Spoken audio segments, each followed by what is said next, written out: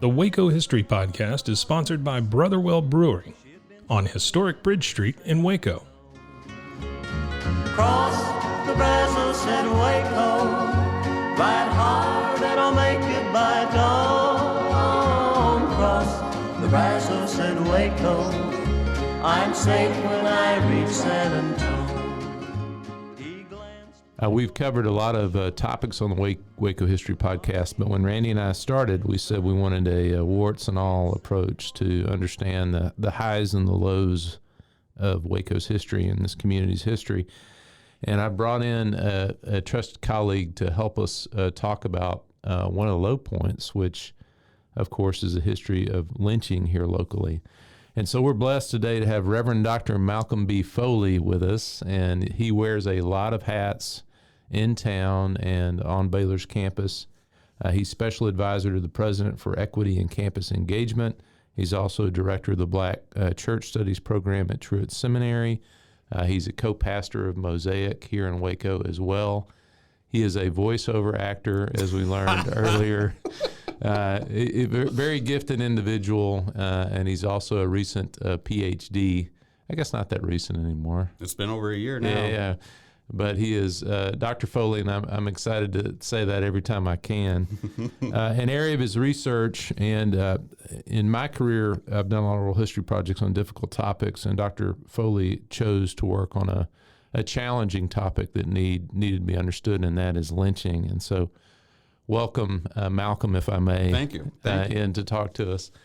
If you can talk just a little bit about your research, and then I'd like to go into kind of some particulars of local stories that we want to get into. Happy to.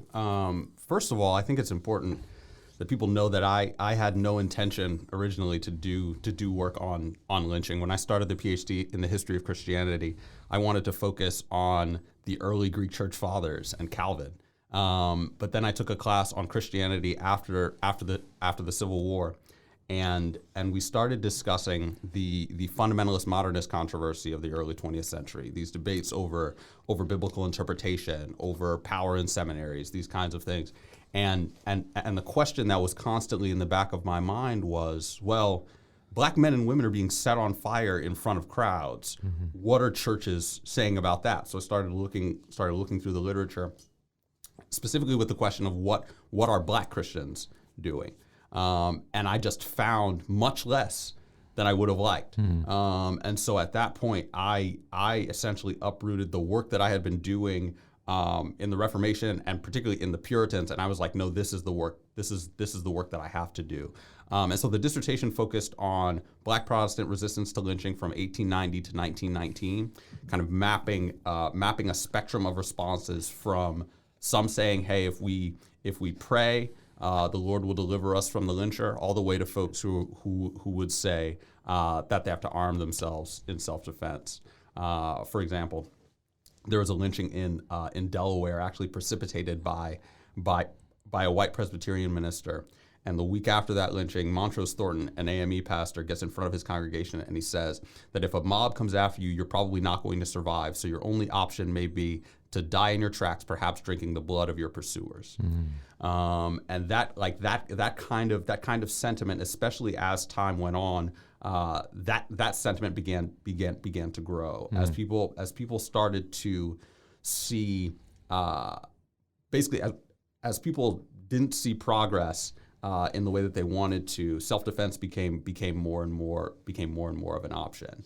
When you zoom out, and we'll probably talk about this a little bit later. But when you zoom out, you see that the numbers are highest from in the 1880s and 90s, and then the numbers kind of start to fall off. But when you look in black communities, that perception is not there. Yeah. Going from hearing about a lynching once a week to hearing about one twice a month, that doesn't.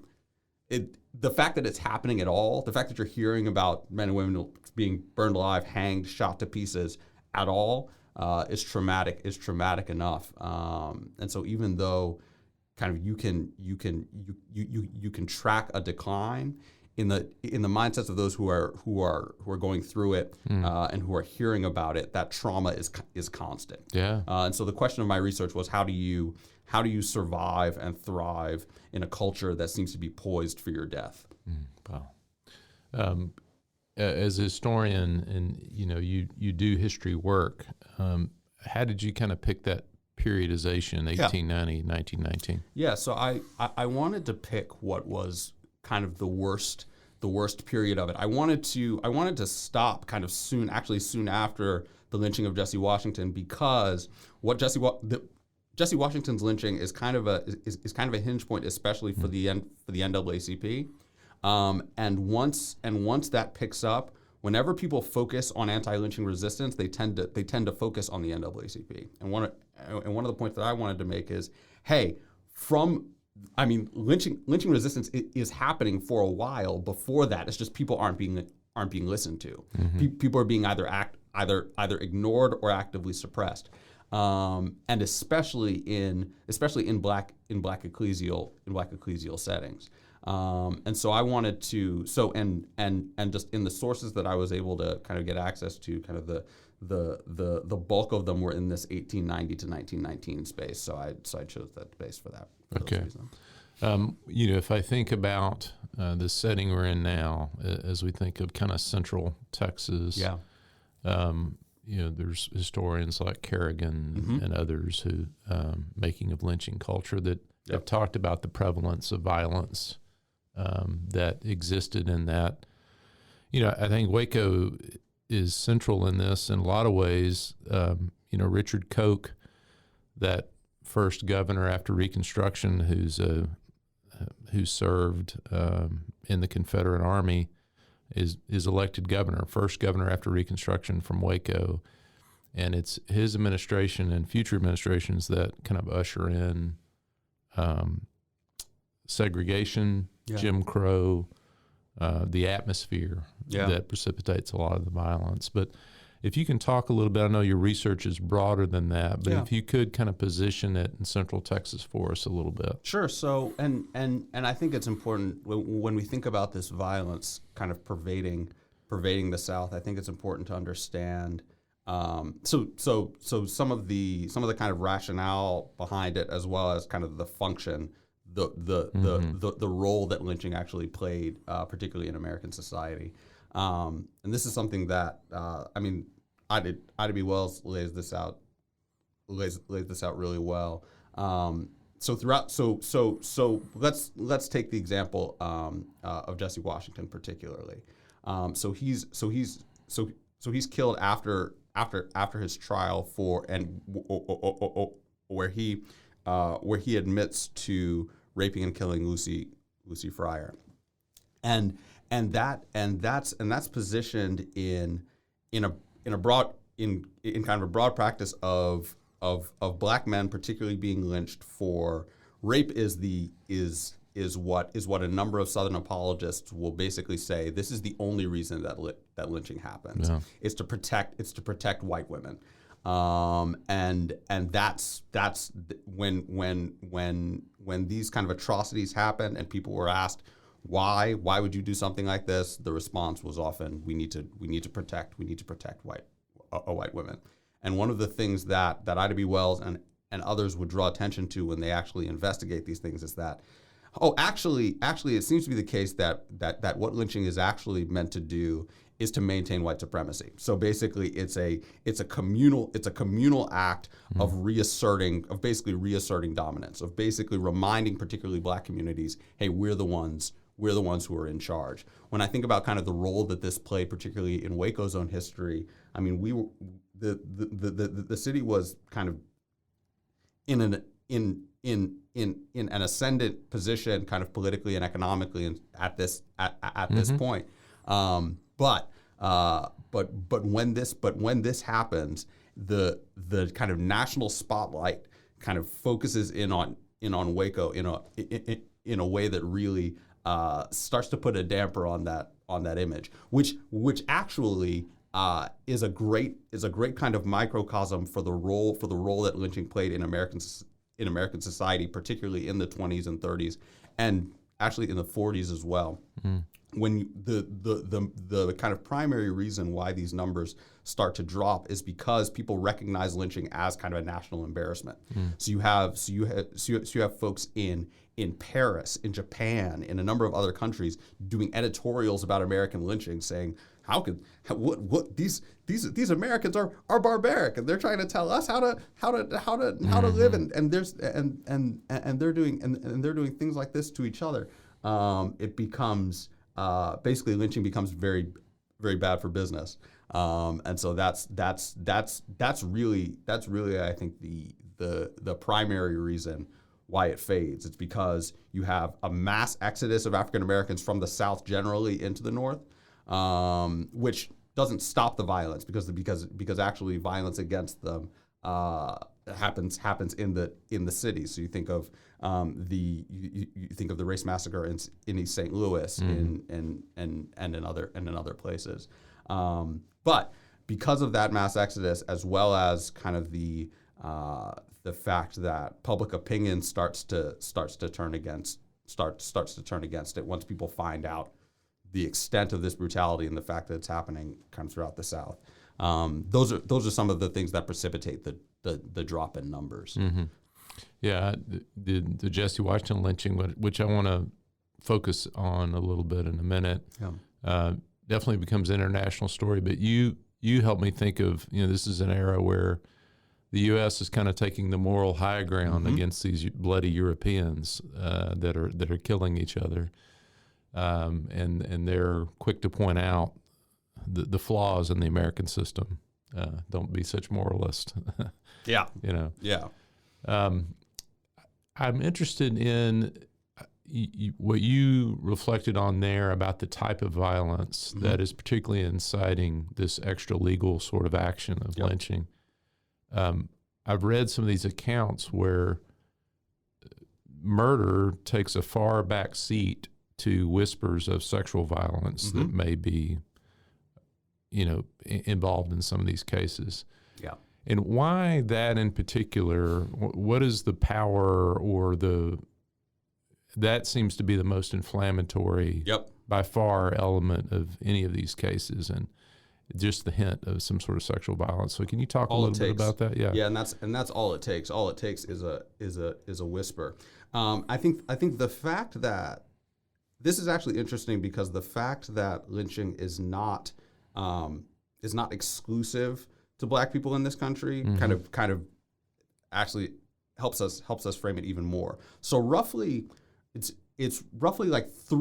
roughly three quarters of the lynchings in American history are of African Americans. You can also look at the history of the lynching of Mexican folks, particularly in Texas, of Chinese folks, particularly on the West Coast, Italians as well.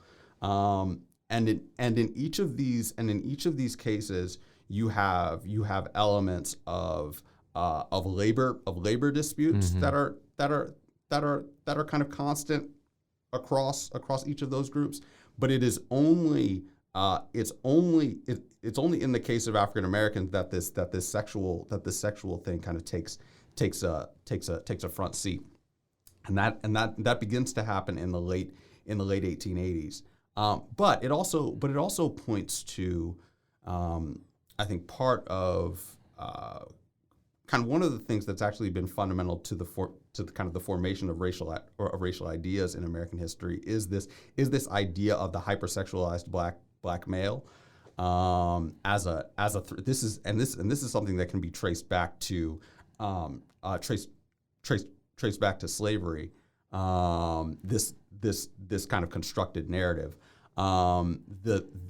Even after during Reconstruction, kind of one of the things that or one of the fears that was constantly kind of trumped up was this fear of Negro rule, particularly these Black men who can't control their impulses and things like that. Something integral to the construction of kind of Anglo-Saxon identity was this kind of self-control, out of which Black men were the foil. And so when, for example, Black men get the right the right to vote and things like that. When that becomes a threat, all these other narratives kind of come in to try to combat what ends up being kind of the attempted political and economic ascendancy of particularly black men. And so I think those are some of the things that lead to the milieu that makes it plausible to people that black men are these kind of sexually insatiable beasts who are just out to attack white women. Mm-hmm. And then once that kind of fear mill gets going, you can just once you suggest it, people are like, oh yeah, that probably happened. We need to do something. We need to do something about it. Mm-hmm. Even so, I mean, you think of the Atlanta race riot in 1906, where it was literally just a hint, and you get mobs of people getting together and just ransacking black communities, burning businesses, all these kinds of things, just because there's been the suggestion that a sexual assault may have happened. Mm-hmm. You mentioned earlier when your research, initially looking to once we changed to another century, once you became a modernist, you began looking at kind of how they're talking about this in black Christian circles within the church. Yeah. And I know you've done a lot of research on the black church. You said you were a little disappointed at what you were able to find. I'm interested in that early period. You talked about where it's going to end up by the time we get to the 19-teens. Mm-hmm. But in that early period, 1890s, how are they processing this violence within the community? Yeah. So for many, they actually most people actually like buy into the narratives that are given. So in the kind of very initial period when these numbers are starting to rise, one of the things that you see that's common, particularly in a number of these circles, is, hey, if we just kind of restrain our criminal element, as in the folks in our midst who are committing these crimes, mm-hmm. then lynching will stop.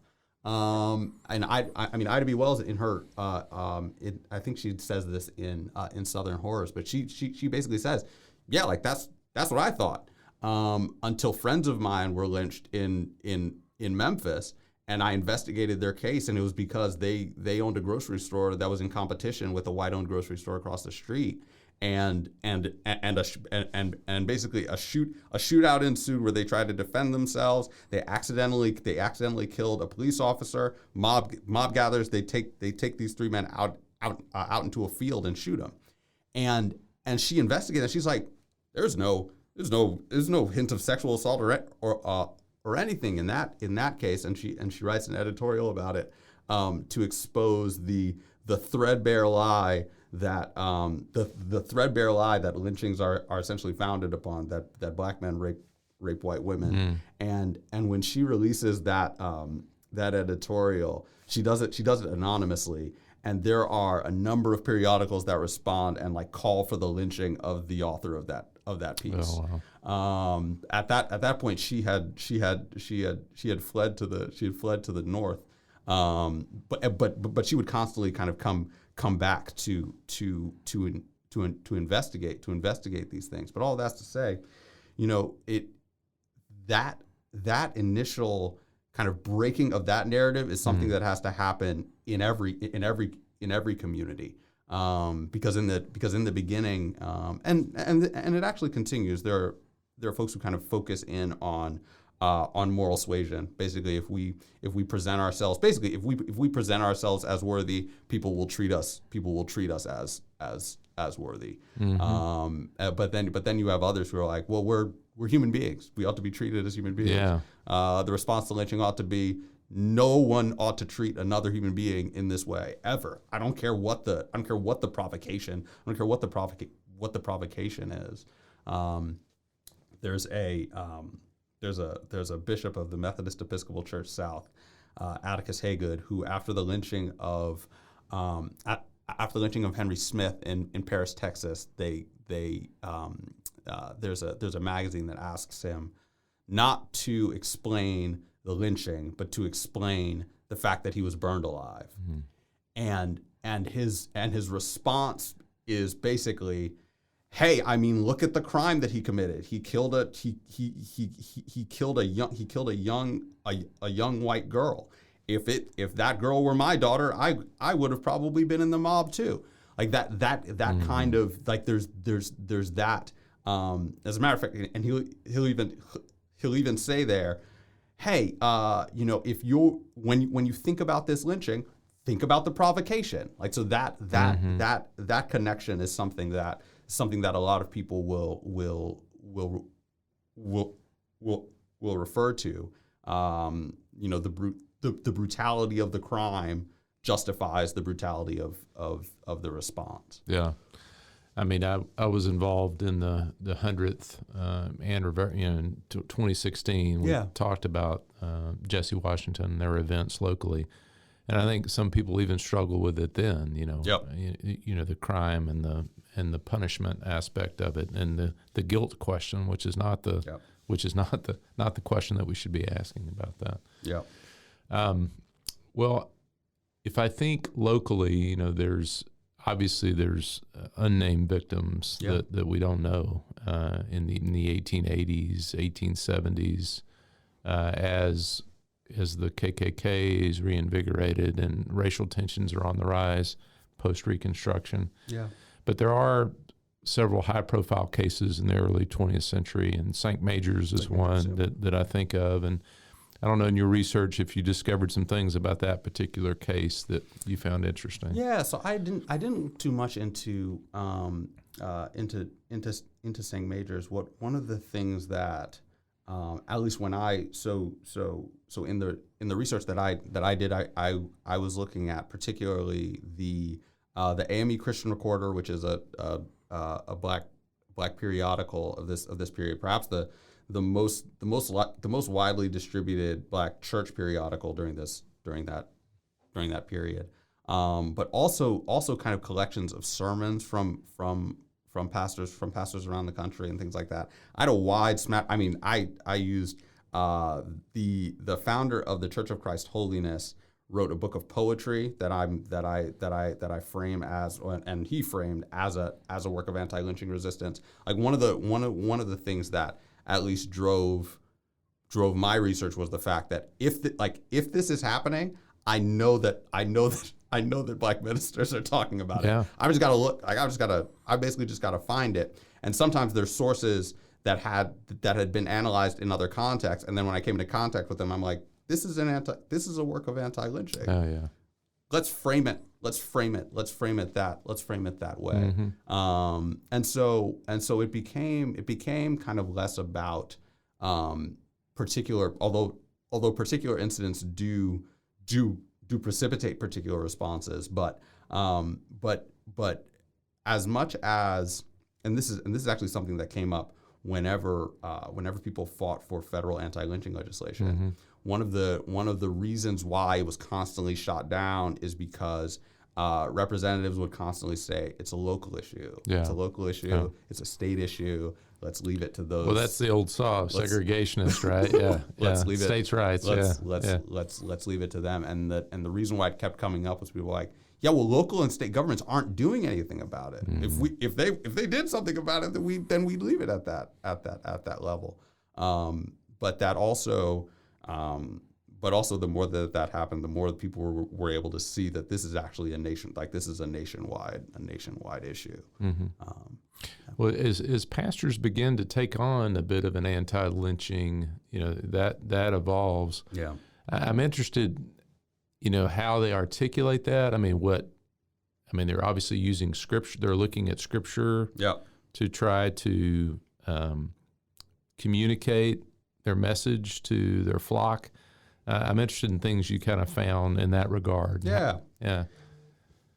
And it's already it's already a risky thing to do in a number of contexts. But Mm-hmm. I think particularly about so I wrote I did a chapter on a book called Every Leaf, Line, and Letter on evangelicals and the Bible from like the 18th century to the late 20th century. And I focused on Francis Grimke, a black black Presbyterian pastor who had a 50-year ministry in the late 19th and early 20th century. And so at the end of the 19th century, he gives this sermon series on lynching, its causes, and its remedies. And so he lays out a number of the things that I've actually just laid out here. That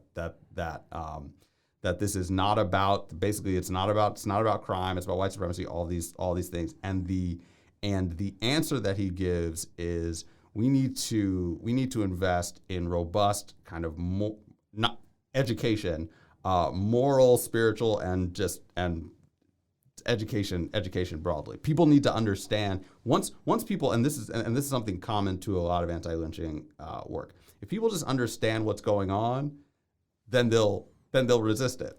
And this is a sermon series he does in 1899. Wow. Particularly after the lynching of Sam Hose in Noonan, Georgia. Mm-hmm. And he's ministering in D.C. 7 years later, when the Atlanta race riots happen, he will say in another sermon that there's only one way to stop a mob, and that is to shoot it to death. Oh, wow. Over the course of that time, and I trace this in this article, like mob violence and lynching show up in his preaching, and he'll and racial prejudice does too, and he'll draw people's attention to Acts, other texts that call for the kind of unity of the human race and things and things like that. But it's interesting that with the Atlanta race riot, the text that he uses for that sermon is when Paul lays out kind of all of the suffering that he's done on Christ's behalf, of him being shipwrecked and all that stuff. And the way that he frames that sermon is, this is what particularly black men and women are suffering right now. We are assaulted on all sides. We don't know if lynching, the kind of violence that lynching is in its just kind of caprice, in the sense that you don't even have to be accused of a crime. If someone close to you is accused of a crime, that puts your life in danger. That kind of the fear that domestic terrorism causes, like this, he's like, that's what's in the minds of black men and women across the country, and that's the way that it had been since he gave that first set of sermons in 1899. And so at that point, I think this actually played into a lot of people's psyches, that over the course of years, that grinds your hope. Especially if you think, as in the beginning, you thought education would be the panacea. But as time went on, as he kept trying to tell people this is what's happening, and it just kept happening. Eventually, he got to the point where he's like, the only way that this is going to stop is if the mob actually fears for its life too. And there were others, like I said, there were others as time went on who became much more sympathetic to that position. If the law wasn't going to intervene, if kind of education wasn't going to work, they had to protect their lives somehow. Mm-hmm. And as you said, I mean, this is an era where, if we're crassly graphing it, the numbers are going down. Numbers are dropping. Yep. But living with, a segment of society living with the constant, fear or knowledge that this is a real force and continues to be a real force in society, kind of the long-term effects of that and the long-term toll of that psychologically and spiritually. Yeah. So, I do want to spend some time talking about the Washington lynching, just because if anyone, for most folks listening, if they've heard about a local lynching, it's the Jesse Washington lynching. Yeah. And so I don't know how much the circumstances of the case, you don't have your notes with you, how much you can pull that out of your head. But I'd like to walk through the case, but also spend some time talking about its impact, because that really is the thing that I would say makes the Washington lynching different than, say, St. Major's 11 years before. Yeah, yeah. Well, Yeah. So I think. So a few things. So Washington was a 17-year-old, likely mentally handicapped boy, and Lucy Fryer's body is found, and leading up to the trial, there's an extensive interrogation. He tells them. This is according to, I think it's in old Waco Trib articles and stuff. But also there's an interrogation. He tells them where the murder weapon is hidden. He's also told, basically, if you confess to rape, if you confess to rape and murder, you won't be lynched. All of the records of his of kind of his responses are super short. He doesn't, when he's asked to sign his name on his plea, he doesn't sign his name. He just signs an X because he can't. Yeah, he's illiterate. He's illiterate. Mm-hmm. But when the trial happens, they choose. They take very little time to choose to choose the jurors. The deliberation is about, I believe it's like four minutes. When he's declared guilty, somebody watches, says get him, and a mob of kind of 400 to 500 people basically take him out of the back of the courthouse. Mm-hmm. And there's a bonfire being prepared. They drag him through the streets of Waco. They're stabbing him. They cut off his ears, fingers, castrate him, and then burn him and take take body parts as souvenirs. Mm-hmm. And this is the kind of, like, that kind of brutality is not unique. Mm-hmm. This is similar to the story of as I noted before, Sam Hose in Noonan, Georgia, Henry Smith in Paris, Texas, and others. But that happens here, and shocks folks like W.B. Du Bois and others. That then precipitates the crisis. The Crisis magazine article titled "The Waco Horror" that kind of outlines this whole story, because the NAACP sent investigators down here to find out, hey, what happened, mm-hmm. And all of this comes out then too. Yeah, it was so just to ground it. So May 8th, I think the murder happens. Mm-hmm. And the trial is May 15th. 15th, yeah. So I remember talking to Judge Johnson. I had Judge Johnson kind of to show me, that courtroom it would have been in is changed now. Yeah. It used to be a 2-story kind of courtroom, and it's a low-ceiling courtroom now. But he said, no trial has ever been that speedy. Yeah. How, and had inexperienced legal team, a group of young lawyers defending him. Yeah. And this problematic confession that is published in the Waco Trib, but using language that would have been beyond Jesse Washington to articulate his own guilt. I think it's the discovery of the murder weapon with blood, and supposedly it had cottonseed on it or something like that may have been from the shed where she was found murdered. Yeah. All that kind of leads to this response. And if you're at the, I do walk sometimes, if you go to the McLennan County Courthouse, there's a stairway kind of in the alley behind. That would have been the stairway. That door would have been the stairwell where they would have taken Washington down that stairwell and kind of out. If we think about the response, and you begin to talk about the response, and there's the article Jesus Christ of Texas and that draws attention to the Washington case. Why do you think this particular case has such an impact at the time that it has? Why does it become the international event? Yeah. So I think it's also it's also kind of late. 1892 is the worst year of lynching in American history. As I said, kind of the height is like the 90s, early 1900s. When it happens in 1916, particularly in a city as prominent as Waco, because Waco is a pretty prominent city at that time. It's supposed to be,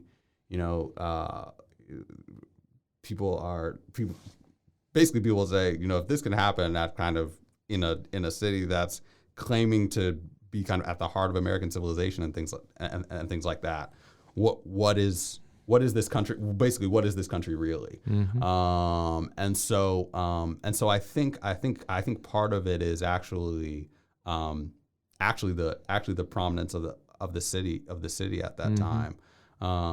With its proximity with the Brazos River and stuff like that led to kind of particular economic opportunity. That when you have something like that lynching with its brutality, people are going to use the language of, I said, how could these uncivilized people do this kind of thing and all of that. And so I think it's that mix that actually leads to it getting the attention. Yeah. I mean, you got your newly minted Alico building, just a few years old, a couple hundred yards away. Got a city of 40,000 that's Baylor. Baylor, center of the inland cotton market in Texas. I mean, economically prosperous. You're right. One thing that we've talked about, we did a episode on Gildersleeve, and talk about those images. I mean, someone who's done lynching research, how rare those images are. But do you feel like that has a role in what this becomes? Oh, 100%. So the other thing about lynching images is that throughout the history of particularly the lynching of black men, particularly, like these pictures are circulated often. They just often don't leave the community where the lynching took place. It's in many ways kind of it's celebration similar to the souvenirs taken. But when these pictures are publicized, particularly by the NAACP and others, though, that's when, like I said, that's when public sentiment starts to change, because people are no longer just hearing about it, but they're seeing it. It's similar to this is something that Amy Wood lays out in her book Lynching and Spectacle. It's like the role that TV plays in the civil rights movement, or the role that social media plays now, particularly with the murder of George Floyd and others. Like these kind of pictorial media, the role of pictures, not just especially in anti-lynching work, it can't be understated. But one of the most important things is when those pictures move out of the community in which that lynching took place to a broader audience, and people are like, oh, that's what's happening, and you can see the pictures of thousands of white people gathering around a burned human corpse. Like that hits people in a different way than just hearing, oh, Jesse Washington was burned in front of thousands of people. When you see his body in the middle of just a sea of faces watching, there's a little bit more gravitas to that image. Yeah, and that impulse you said earlier that they're fighting against, to say, yeah, but the crime, if you're faced with that image, you don't do that. You've got to deal with that image. You've got to deal with one human did that to another human. Yeah. And you've got to deal with the fact that there are parents intentionally brought their children to that, because it's essentially like an act of discipleship in that community. You're teaching everyone in your community, look, this is what happens when you step out of line like this. And that may have survived kind of at a local level, but when kind of the whole nation can see that that's the way that you operate, that becomes kind of a threat to your way of life to a certain extent. Yeah, because the image of Washington, of course, is appalling, but then you have the spectators. Yep. And seeing their interaction and the ways in which they're interacting and responding, and the casualness with which they're interacting and responding to Washington's corpse at this point is horrific. Is that particular? And you talked about it being a little bit of an exceptional event by 1916. It is unusual event by 1916. Does that crystallize it in kind of religious circles and black religious circles where it is something that becomes a touchstone? So so Washington's lynching particularly it's not kind of a at least for a number of black folks, it's not as much a kind of a watershed moment, just because there's just a constant tradition of resistance to this for decades. Yeah. And so really, it's for some, it really is just, this is an example of what's been happening for especially the past kind of 25 years. It becomes another data point to remind folks, this is still something that we've got to fight against. And like I said, I mean, that continues into the 20s and 30s. That the practice of lynching begins to fade, actually the practice of capital punishment increases. And so the death still happens. It just happens in a less public way. And this is I think broadly, this is indicative, I think, broadly of the history of racial violence, particularly in this country. Lynching is in some ways exceptional because of how spectacular it is. And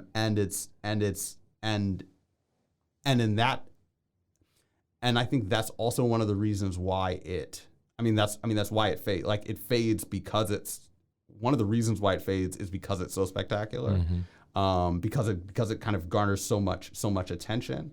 The kinds of violence, for example, in slavery, the sexual violence that's constant in slavery, the kind of disciplinary violence that's constant in slavery, it was less kind of public. Like, it's not happening in front of thousands of people. So there is a sense in which kind of lynching violence is anomalous, but there is also a sense in which it's also very normal, in the sense that it is violence that is used particularly to justify particular states of affairs. That's what the disciplinary violence of slavery was for. We got to keep you in this exploitative position. Violence is the way that we do it. With lynching, Booker T. Washington argued that, hey, if we just build an economic base and these kinds of things, then that'll curb lynching. Then he saw that actually you build that economic base, that makes you appear as more of a threat to these white communities. And so all of these things I think are indicative of broader movements too. Yeah, and I think of 1916 historically. So earlier that year, to great public acclaim, Birth of a Nation premiered in Waco. Just this Griffith's kind of homage to the Klan. Just to take a grasp of the moment and what's going on racially in Waco at the time, you would understand why this tinderbox is there. So, well, you are a pastor in the community. You're also a researcher, and you're also a pastor, I know, that is concerned with social justice issues. We have our eternal reward, but there's also work to do here in this place that we call home now. And this is one reason I bring up the Washington lynching is it seems to have a memory, a local memory, and it seems to continue to have a power here over 100 years later. I mean, how should we think of it? I mean, what role maybe should it have? What role shouldn't it have? And maybe you can't speak definitively on these things, but I know you've thought about it. Occasionally I'll speak to, to Baylor classes about it, and the fact that, really the fact that if anybody can get a Baylor education and not know about the lynching of Jesse Washington, that's I think a shame. I think that the history of lynching is an actively suppressed history for a number of reasons. As African Americans, it's deeply traumatic, and so bringing it up constantly is painful. For a number of our white brothers and sisters, it's embarrassing. That level of brutality and stuff like that happening over the course of decades, like it's a lot to bear. One of the reasons why I dig so deep into it is because these issues, particularly, and this is I think about kind of race more broadly too. These are not just issues of kind of us being nice to one another. Like these are issues of life and death. Taken to their conclusion when you create these kinds of barriers and narratives about one another, they end not just in people being mean, they end in death. And if I'm to serve the people of God, if I'm to be a pastor, I'm supposed to be I'm supposed to be an ambassador of life, a robust life, not just a spiritual life that you wait for, but an actual investment in the material lives of the people whom the Lord has called me to care for.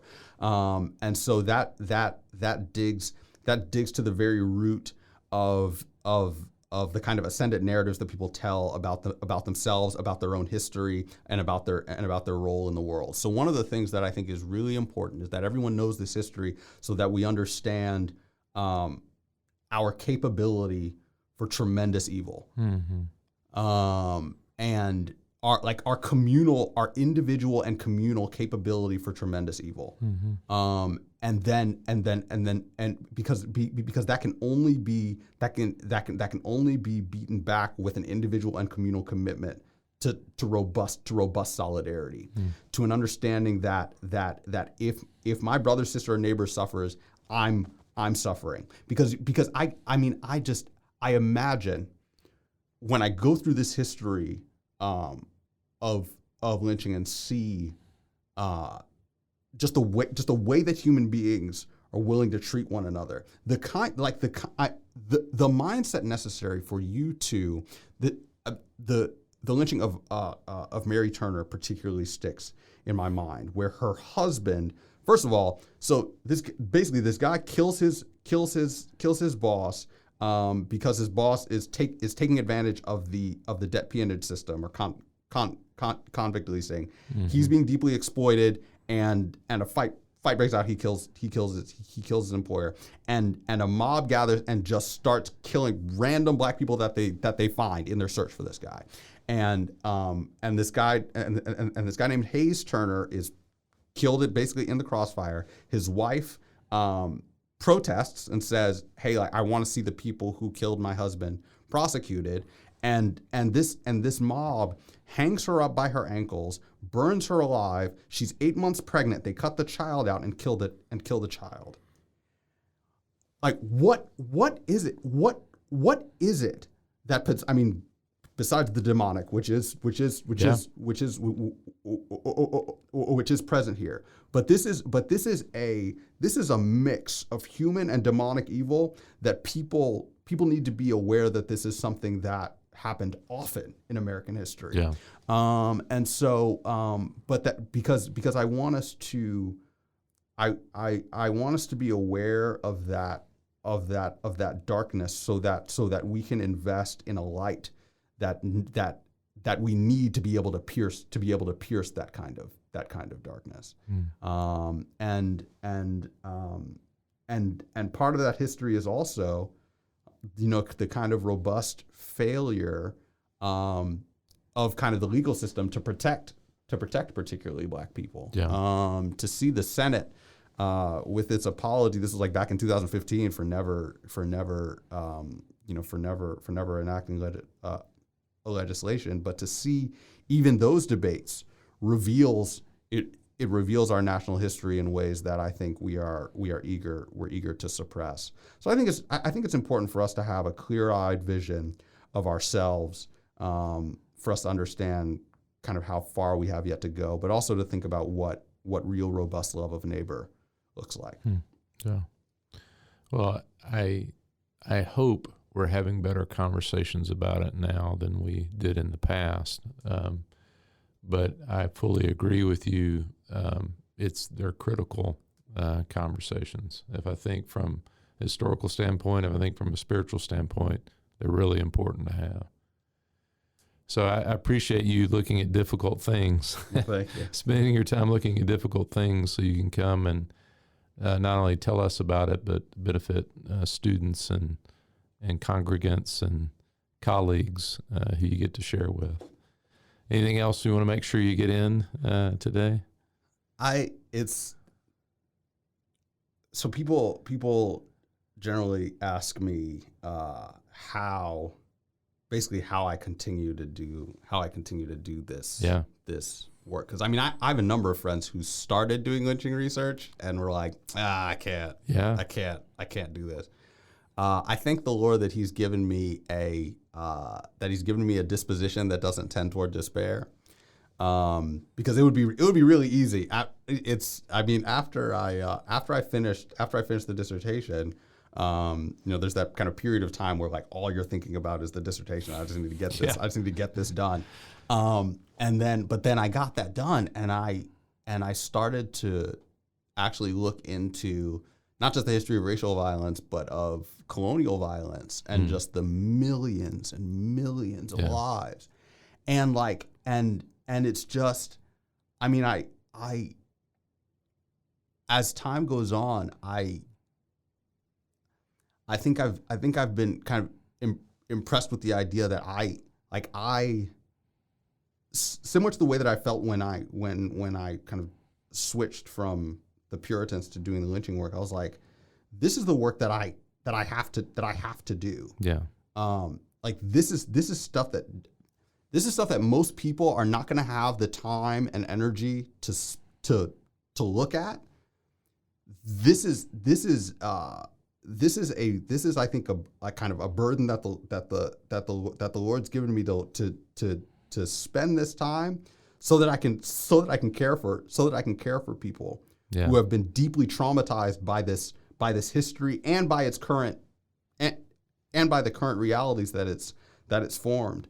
It's robustly kind of shaped kind of the way that I look at the world, as well as kind of how deep my commitment to loving my neighbor is. When we see kind of the extent of the powers and principalities that we're up against, for me, it requires an even deeper commitment to the gospel, an even deeper commitment to an understanding of Christ that is not just personal, but it's also communal and cosmic. Because when we see the issues of the world as big as they are, we can either fall in despair, or we can think there has to be an answer that's even bigger than these things. And so that's also what I try to bring to the congregation. You do that. You bring a sense of hope.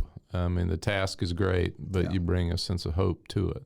And so I've always appreciated that about you. No. But right now, I appreciate you for being generous with your time and sitting down. So Reverend Dr. Foley, thank you for sitting down with me today. Thank you, Stephen. Appreciate it. Cross the Brazos and Waco, ride hard and I'll make it by dawn. Thanks for listening to the Waco History Podcast. Like what you heard? Subscribe, rate, and review our show on iTunes so we can reach more listeners. You can find show notes and info on every episode at wacohistorypodcast.com, and more info on Waco's past at wacohistory.org. Our theme music, used with permission, is Cross the Brazos at Waco, performed by the late Billy Walker. For more info on Billy's music, go to billywalker.com. Thanks for listening. We'll see you next time.